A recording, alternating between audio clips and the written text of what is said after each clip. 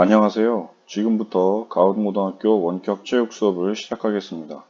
오늘은 YBM에서 만든 고등학교 운동과 건강 교과서의 운동과 건강의 관계 단원에 나오는 생활습관과 건강관리에 대해서 배워보겠습니다.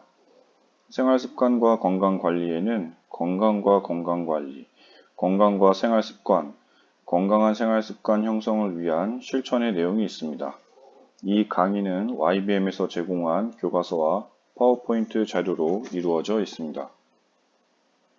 건강이란 아무런 질병이 없는 강한 체력을 지니고 정서적으로 안정된 상태에서 다른 사람과 원만한 관계를 유지하며 사회생활에 잘 적응하는 상태를 말합니다.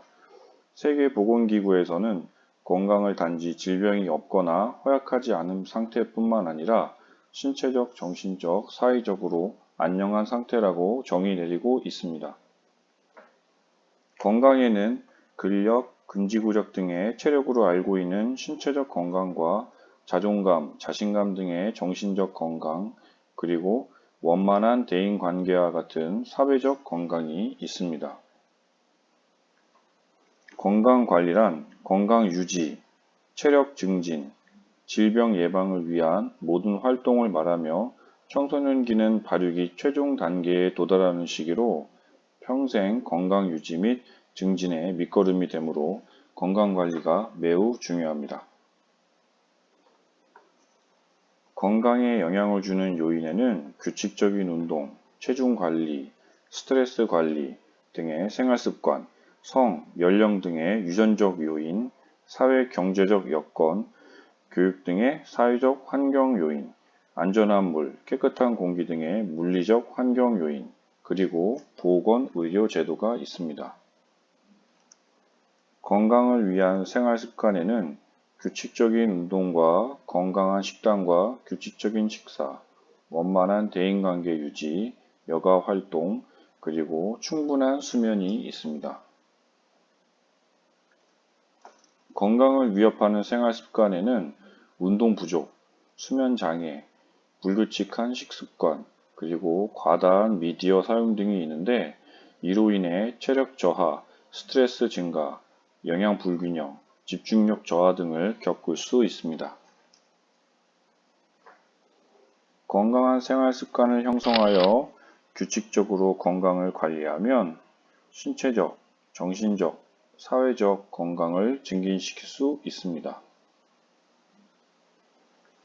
건강한 생활습관 형성 방법에는 운동을 통해 잘 움직이고 아침 식사를 하고 골고루 규칙적으로 먹으며 음주, 흡연, 약물을 금지하는 등의 잘 먹고 7시간에서 8시간의 적정 수면 시간을 지키고 야식을 먹지 않고 숙면을 취하며 취미활동으로 스트레스 관리하기와 긍정적으로 생각하기 등의 잘 자고 잘 쉬기가 있습니다. 운동의 생활을 위해서는 규칙적으로 운동을 실천해야 하는데 여가 시간에 다양한 운동을 실천하고 가족과 함께 운동하며 스포츠 클럽 활동 등을 하는 것이 도움이 됩니다. 이번에는 건강을 지키는 생활 습관에 관한 동영상을 시청해 보도록 하겠습니다.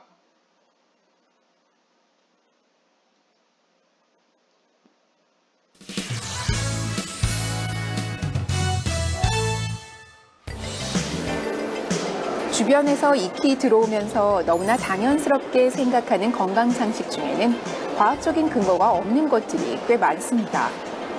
이렇게 잘못 알고 있는 건강 상식이 우리 몸을 망칠 수도 있는데요. 오늘 건강플러스에서는 우리 몸을 지키는 건강 상식에 대해 알아보겠습니다.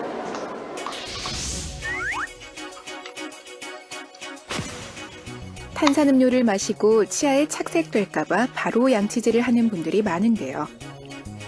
하지만 탄산음료를 마시고 바로 양치질을 하게 될 경우 오히려 치아 건강에 해로울 수 있습니다. 탄산음료는 높은 산성을 띠고 있기 때문에 탄산음료를 마신 직후에 입안이 잠깐 산성 환경으로 되기 때문에 그럴 때 치아에 자극을 가하면 치아에 손상이 올 수 있기 때문에 양치질을 바로 하시는 것은 별로 추천되지 않습니다. 탄산음료를 마신 다음에는 일단 물로 입을 헹구시고 최소 20분 정도가 지난 후에 양치질을 하시는 게 좋습니다. 그리고 마실 때는 천천히 마시는 것보다는 빨리 마시는 게 치아 건강에 더 도움이 되고요. 그리고 직접 그냥 마시는 것보다는 빨대를 사용해서 마셔서 치아에 탄산음료가 직접 닿지 않도록 하셔서 마시는 것이 좋습니다. 잘못된 양치질은 오히려 치아 건강을 해치는데요. 양치질은 얼마나 자주 하느냐가 아니라 얼마나 올바르게 하느냐가 중요합니다.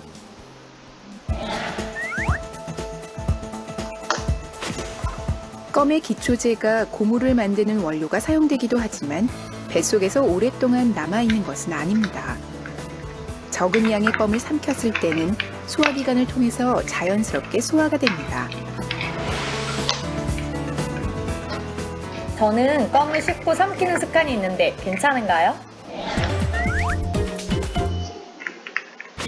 일반적으로 삼켜진 껌은 체내에 흡수되거나 소화되지 않기 때문에 장을 빠른 시간에 통과하여 대변으로 배출됩니다. 하지만 많은 양의 껌을 삼키게 될 경우 위석을 만들어 식도 또는 소장 폐색을 유발하며 이는 내시경적 또는 수술적 제거를 할 수도 있습니다. 또한 껌을 반복적으로 삼키는 경우 대변과 결합하여 점점 더 단단해져서 결국은 장을 막아버려 변비와 심한 복통을 유발하고 이러한 상황이 풀리지 않는 경우 수술을 요하게 됩니다. 따라서 변비 환자가 껌을 반복적으로 삼키는 것은 조심하셔야 할 것 같습니다.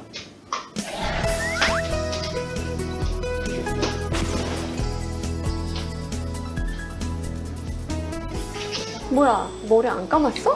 응. 머리 자주 감으면 머리카락 빠진다길래 일주일에 한 번씩만 감으려고. 더러워. 머리 매일 감는다고 머리 빠지는 게 아닐 텐데. 아니야, 머리 감을 때마다 정말 한 움큼씩 빠진단 말이야. 모발과 두피를 청결하게 관리하는 것은 오히려 탈모를 예방하는 데 도움이 됩니다. 매일 머리를 감는다고 해서 탈모를 일으키지는 않는데요. 머리를 감을 때 빠지는 모발은 이미 수명을 다했기 때문에 걱정하지 않으셔도 됩니다. 머리를 자주 감지 않으면 오히려 노폐물과 기름기로 인해 염증이 생기거나 그 염증으로 인해 모근에 손상을 입어서 탈모가 될 확률이 높아집니다. 하지만 건조한 모발인 경우에 과도한 샴푸는 모발 손상의 원인이 될 수도 있습니다.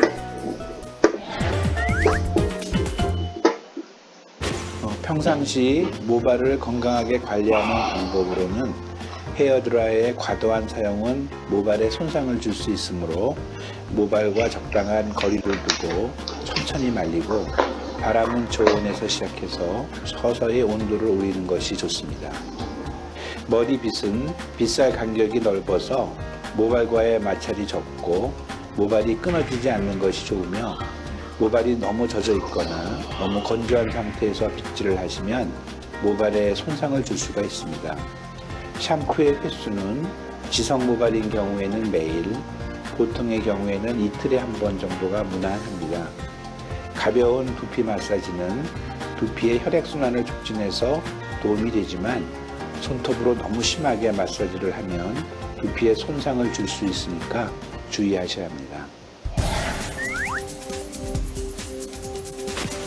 당뇨병은 단 것을 많이 먹는다고 생기는 병이 아닙니다.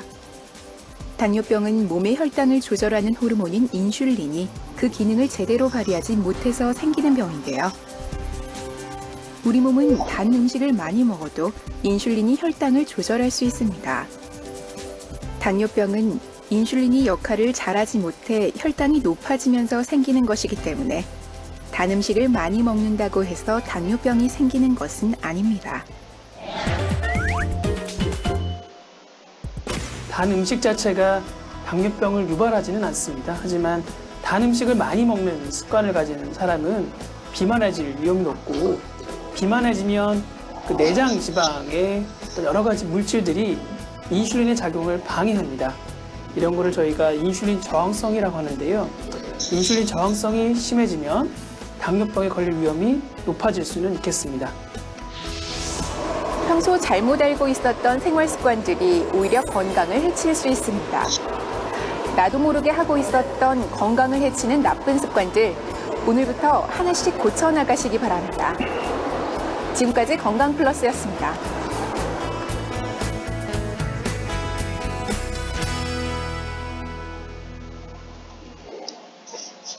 동영상에 나온 것처럼 우리가 잘못 알고 있는 습관을 바로 고쳐 건강을 지키면 좋겠습니다.